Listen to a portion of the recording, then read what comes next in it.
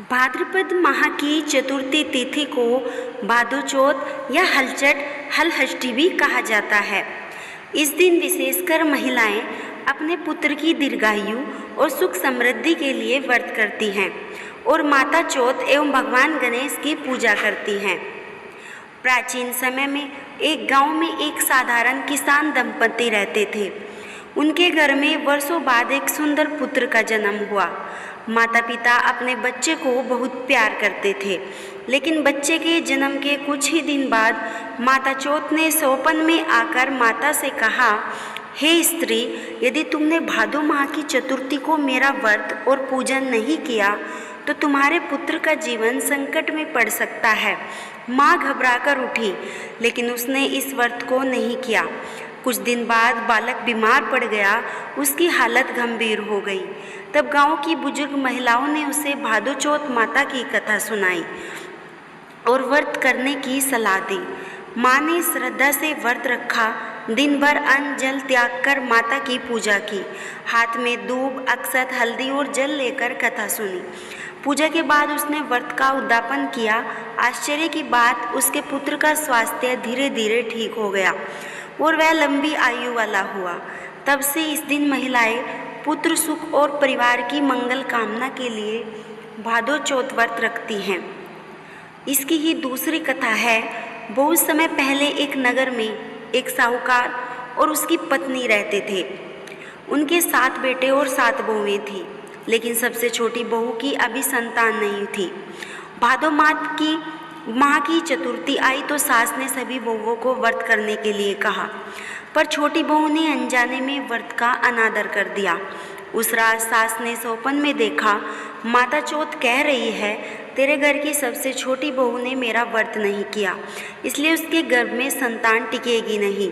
सास सुबह उठी और यह बात छोटी बहू को बताई। बहू को पछतावा हुआ। अगले साल भादो चौथ के दिन उसने विधि विधान से व्रत किया।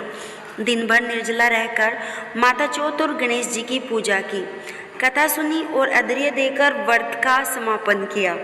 माता चौथ उसकी श्रद्धा से प्रसन्न हुई और उसे आशीर्वाद दिया कि तेरे गर्भ में अब कोई बाधा नहीं आएगी, संतान स्वस्थ और दीर्घायु होगी। कुछ समय बाद छोटी बहू के यहाँ सुंदर पुत्र का जन्म हुआ। तब से गांव की महिलाएं हर साल भादो चौथ का व्रत करने लगी। भादो चौथ की एक और कथा हम आपको सुनाते हैं। बहुत समय पहले एक गांव में एक गरीब महिला रहती थी। उसे एक बेटा था जो बहुत ही प्यारा और चंचल था, लेकिन गांव में एक दुष्ट स्त्री थी जिसे दूसरों के सुख से जलन होती। एक दिन भादो माह की चतुर्थी आई। गांव की सभी महिलाएं माता चौथ का व्रत कर रही थी, लेकिन वह गरीब महिला काम में इतनी व्यस्त थी कि व्रत के बारे में भूल गई।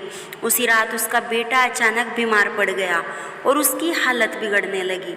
घबराई हुई माँ रोते रोते गांव की एक वृद्धा के पास पहुंची। वृद्धा ने कहा, बेटी, यह माता चौथ का दिन है। जिन्होंने आज व्रत नहीं किया उनकी संतान पर संकट आता है। यदि अभी भी श्रद्धा से पूजा कर लेगी तो माता चौथ रक्षा करेगी।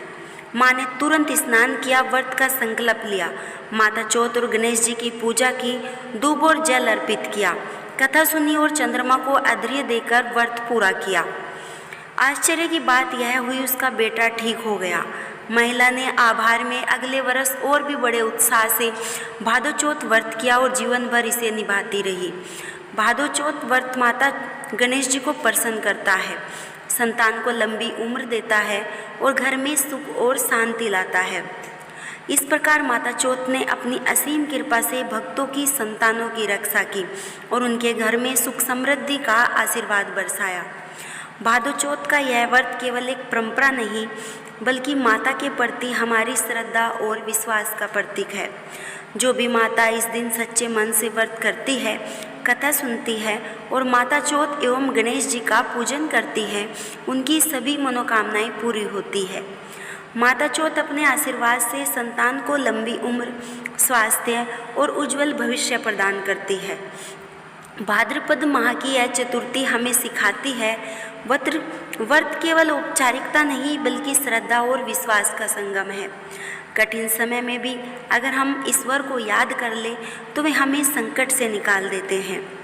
परिवार की खुशियों के लिए त्याग और तपस्या करना एक माँ का सबसे बड़ा धर्म है। आज भी हजारों माताएं इस दिन निर्जल व्रत रखती हैं, माता चौथ की कथा सुनती हैं और चंद्रमा को अर्घ्य देकर अपने व्रत का समापन करती है।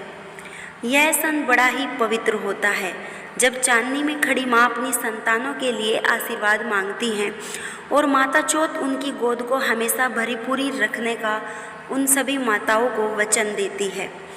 आइए सब मिलकर श्रद्धा के साथ माता चौथ का व्रत करें और कहें जय माता चौथ, जय गणपति बप्पा।